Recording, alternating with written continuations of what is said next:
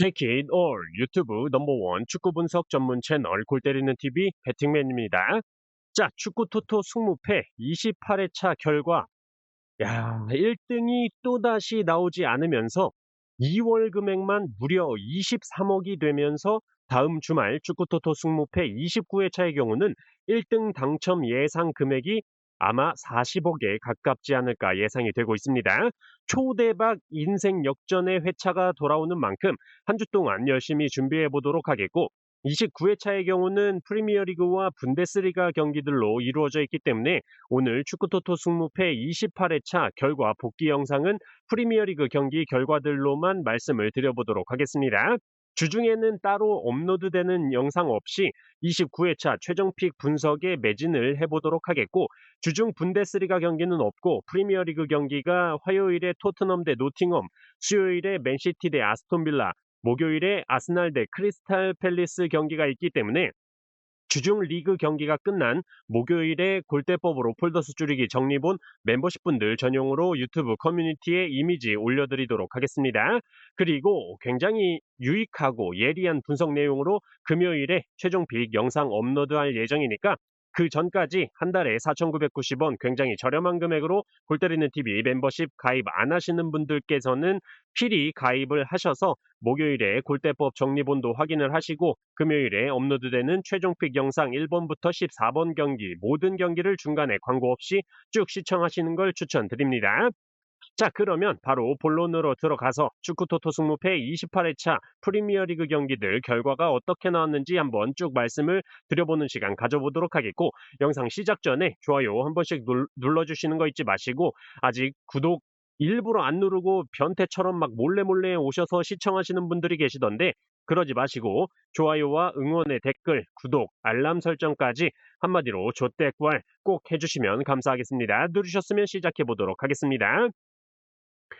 자, 1번 경기 브랜드포 대 브라이턴 경기였죠. 자, 브랜드포의 경우는 점유율을 낮게 가져가면서 후방에서 직접적인 롱볼 패스나 스루 패스를 많이 뿌려주는 스타일이고, 원정팀 브라이턴의 경우는 점유율을 가져가면서 측면 공격을 많이 활용을 하는데 단점이 수비 라인이 굉장히 높기 때문에 상대팀에게 수비 뒷공간을 내줄 수 있다라는 치명적인 약점이 있다라고 말씀을 드리면서, 브랜드포가 수비 쪽에서 버텨주면서 브라이턴의 뒷공간으로 패스를 찔러주는 한 방에 브라이턴이 실점을 하는 장면을 예상할 수가 있지만, 양팀의 최근 4번의 맞대결 전적을 볼 때 브랜드포가 2무 2패를 기록 중이고,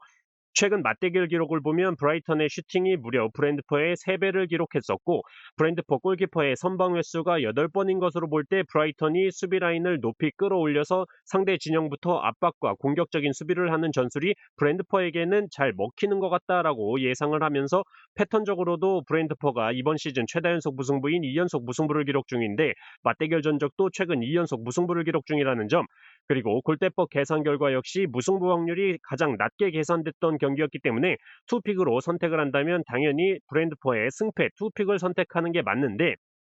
전술적으로는 제 생각에는 브라이턴이 우세하다라고 보여서 브랜드포의 단통 패배로 선택을 했던 경기였는데, 우려했던 대로 브라이턴의 뒷공간이 브랜드포의 은베우모 선수에게 개털렸고, 이날따라 은베우모 선수의 컨디션이 아주 발딱 섰더라고요. 2골 1도움을 기록하는 만점 활약을 보여줬고, 브라이턴은 주앙 페드로 선수의 퇴장 악재까지 겹치면서 브랜드포가 4대2로 승리를 했던 경기였습니다.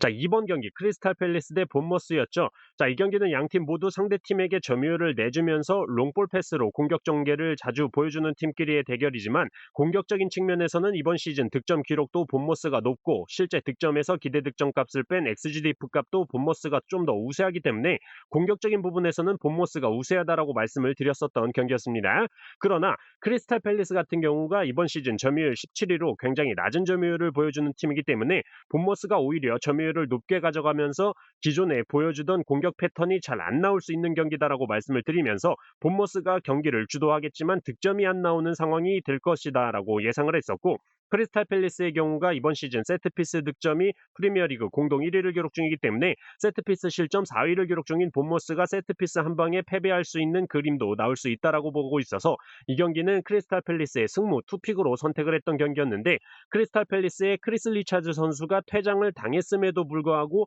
0대0 무승부가 나오면서 적중을 했던 경기였습니다. 예상했던 대로 본머스가 점유율을 가져가면서 경기를 주도했지만 크리스탈 팰리스의 골문을 여는데 실패했던 경기였습니다.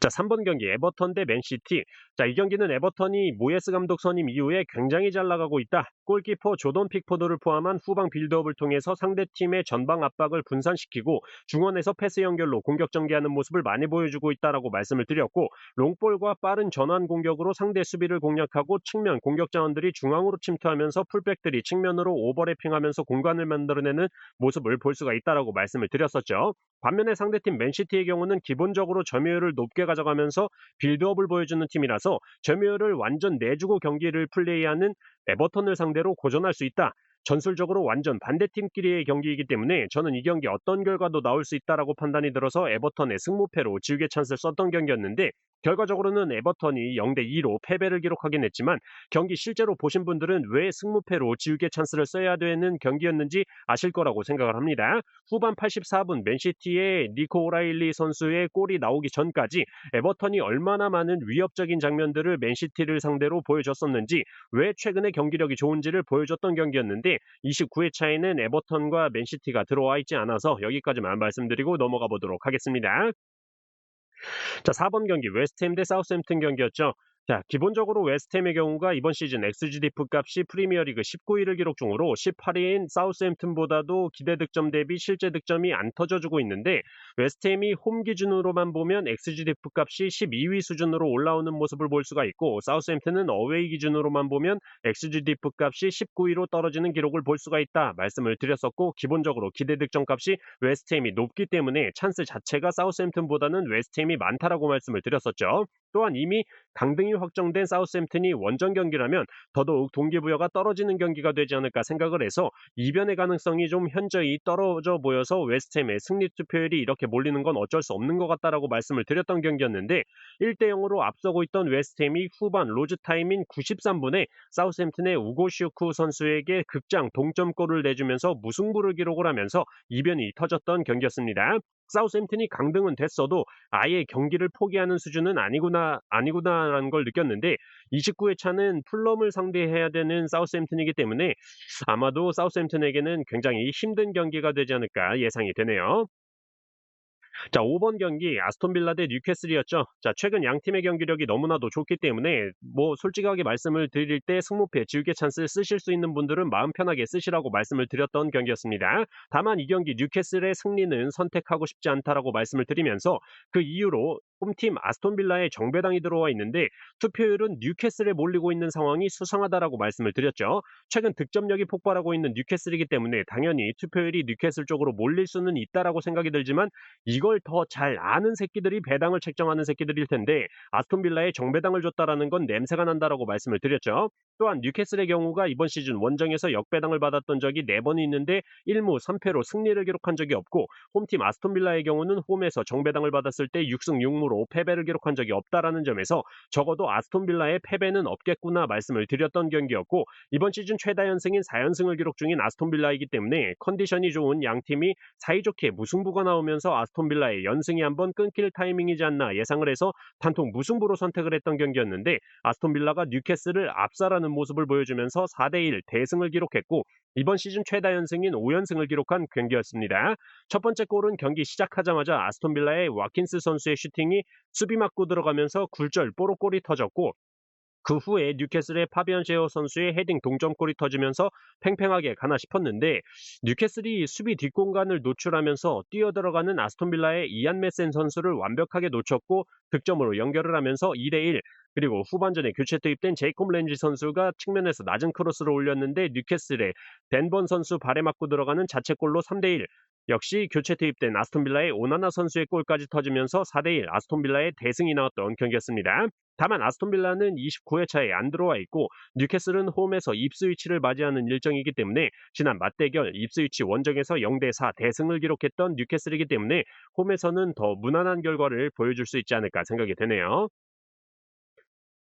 자, 9번 경기 풀럼 대 첼시였죠. 이 경기는 멤버십 분들 전용으로 말씀을 드렸던 경기로 풀럼이 첼시를 상대로 맞대결 전적에서는 밀리고 있지만 가장 최근 맞대결에서 첼시 원정을 갔음에도 승리를 기록했었고 이번 시즌 공격에서의 조합이 굉장히 좋은 풀럼이기 때문에 첼시를 상대로 승무패 어떤 결과가 나와도 이상하지 않다라고 말씀을 드렸죠. 또한 이번 시즌 풀럼이 쌓이는 기록과는 별개로 뜬금없이 패배를 하거나 뜬금없이 리버풀을 상대로 승리하거나 하는 의외의 결과들을 풀럼이 보여주고 있기 때문에 경기 당일날 풀럼의 이워비 선수의 머릿결이 찰랑거리는 날이면 풀럼 경기력이 발딱선다라고 말씀을 드리면서 승무패로 지우개 찬스를 썼던 경기였는데 결과는 풀럼이 1대2로 패배를 했지만 전반 20분 만에 이워비 선수가 머릿결을 찰랑거리면서 선제 득점에 성공을 했었죠. 그리고 첼시의 콜 파머 선수와 니콜라스 잭슨 선수가 확실히 최근에 결정력이 너무 많이 떨어져 있다라고 보였고 파머 선수는 거의 후지산 대폭발 슈팅처럼 치솟는 슈팅을 보여주면서 보는 사람이 쪽팔리는 수준의 슈팅을 보여줬었죠. 어쨌든 첼시는 후반 막판에 가서야 교체 투입된 타이릭 조지 선수와 페드로 네토 선수가 득점을 하면서 극장 역전승을 거둔 경기였는데 그 전에 풀럼은 세세뇽 선수, 케니 테테 선수, 사사 루키치 같은 선수들을 빼줬었고 후반 막판에는 라울 히메네즈 선수와 이오비 선수까지 빼줬던 경기였기 때문에 첼시의 이런 극장 역전승이 나올 수 있지 않았나 생각이 듭니다. 자, 10번 경기 입스위치 대 아스날 경기였죠. 입스위치의 경우는 강등권에 위치해 있고 강등권 탈출을 위한 동기부여가 굉장히 강한 상태이고 지난 첼시 원정 경기에서도 2대2 무승부를 기록하면서 의외의 결과를 보여줬지만 이번 경기는 리그 2위 아스날과의 경기이기 때문에 무승부도 사실상 쉽지 않다라고 말씀을 드렸었습니다. 기본적으로 지난 맞대결 당시에 아스날이 홈에서 입스위치를 상대로 1대0 꾸역승을 기록했었기 때문에 무승부의 이변을 예상해 볼 수도 있겠지만 그때 당시 좋은 선방을 보여줬던 입스위치의 무리치 골키퍼가 부상으로 빠져있는 상황이고 창의적인 패스와 드리블로 공격 전개에 기여를 해주고 있는 오마리 허친슨 선수가 햄스트링 부상으로 빠져있는 상황인데다가 아스날은 최근에 부카요 사카 선수가 부상에서 돌아왔기 때문에 최근 메리노 선수에게 기대해야만 했던 득점을 공격수들이 해주고 있다라고 말씀을 드리면서 의심 없이 입스위치의 단통 패배로만 선택을 했던 경기였고 0대4 입스위치가 대패를 하면서 적중을 했던 경기였습니다. 입스위치는 29회 차에서 아까도 말씀드렸다시피 뉴캐슬 원정을 가야 되는 상황인데 아마 뉴캐슬 원정에서 강등이 확정되지 않을까 조심스럽게 예상을 하고 있습니다.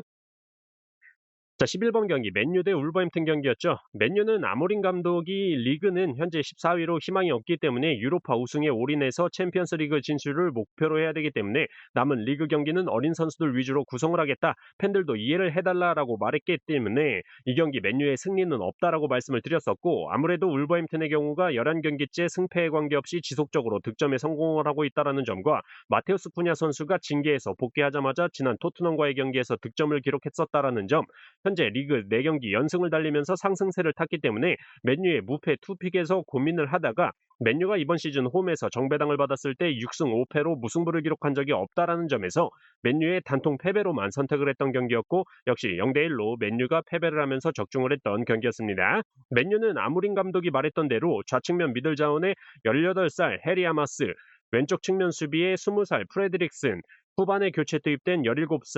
17살 오비 마틴 선수까지 어린 선수들을 적극적으로 활용하는 모습을 보여줬었고 29회 차에 맨유는 본머스 원정을 가게 되는데 그 뒤에 빌바오와 유로파 경기가 있다라는 점에서 이번 회차보다 더 많은 로테이션을 돌리지 않을까 예상이 되고 울버햄튼의 경우는 맨유를 상대로 승리를 하면서 리그 5경기 연승의 흐름을 탔고 29회 차에서는 강등이 확정된 레스터 시티를 홈으로 불러들이는 일정이기 때문에 확실히 유리한 경기가 되지 않을까 생각이 되네요.